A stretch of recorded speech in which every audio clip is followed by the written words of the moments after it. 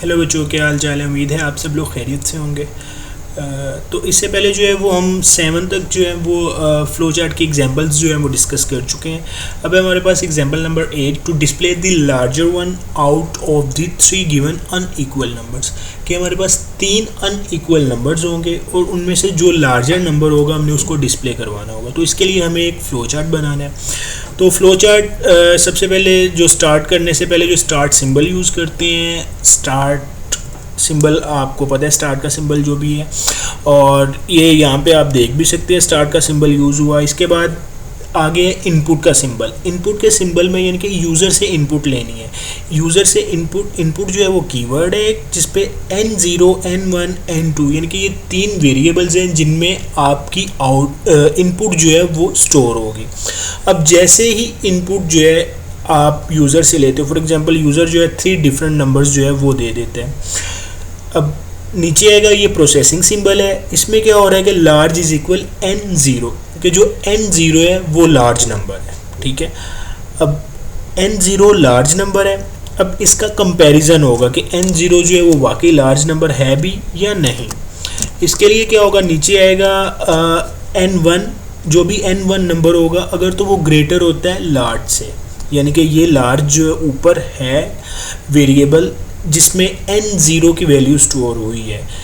अब उसका कंपैरिजन हो रहा है N1 के साथ। अगर तो N1 जो है वो ग्रेटर है लार्ज से, यानी कि N1 नंबर जो भी है वो अगर तो ग्रेटर है लार्ज से, अगर तो ग्रेटर है ये कंडीशन ट्रू होती है तो लार्ज इज इक्वल N1 हो जाएगा, यानी कि N1 नंबर जो है वो लार्ज हो जाएगा। अगर तो वो कंडीशन फॉल्स होती है तो देन क्या होगा, आपके पास ये दूसरी कंडीशन नीचे आ जाएगी। दूसरी कंडीशन पे ये चेक होगा कि N2 ग्रेटर देन लार्ज, कि N2 जो है वो ग्रेटर है लार्ज से, यानी कि लार्ज में हमारे पास N0 की वैल्यू स्टोर है। अगर तो N1 जो है वो लार्ज से ग्रेटर नहीं होता तो देन कंडीशन N2 की चेक होगी। अगर तो N2 जो है वो ग्रेटर देन लार्ज होता है, अगर तो ये कंडीशन ट्रू होती है तो लार्ज जो होगा वो N2 ही होगा, और अगर नहीं होता तो फिर प्रिंट लार्ज हो जाएगा। इसमें लार्ज जो है वो अभी भी N0 की वैल्यू है, और अगर तो N2 जो है वो ग्रेटर होता है लार्ज से देन प्रिंट लार्ज हो जाएगा, और उसके बाद जो फ्लो चार्ट है वो आपका ख़त्म हो जाएगा, एंड हो जाएगा।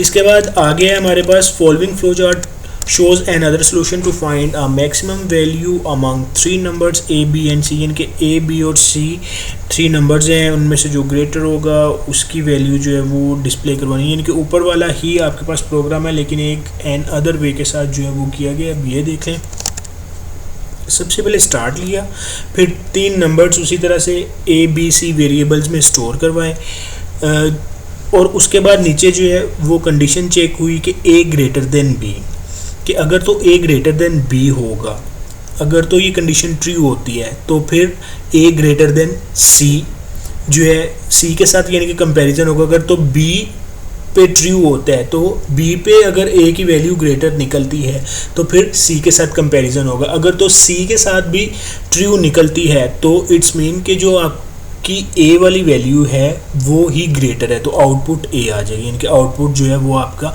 A ग्रेटर जो होगा वो A ही होगा। और अगर तो आपकी कंडीशन फॉल्स होती है कि A ग्रेटर देन B नहीं होता, फिर आपका जो कंडीशन है वो आपकी फॉल्स होगी और नो वाला पार्ट एग्जीक्यूट होगा। नो वाले पार्ट में क्या है, B ग्रेटर देन C।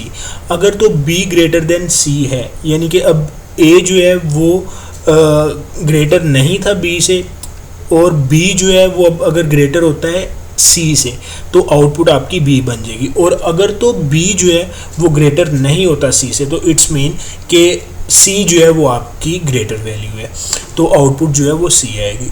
और ये सारा प्रोसेस करने के बाद एंड पे जो है वो आपका फ्लो चार्ट ख़त्म होता है, तो ये एंड का सिंबल जो है वो यूज़ कर देंगे।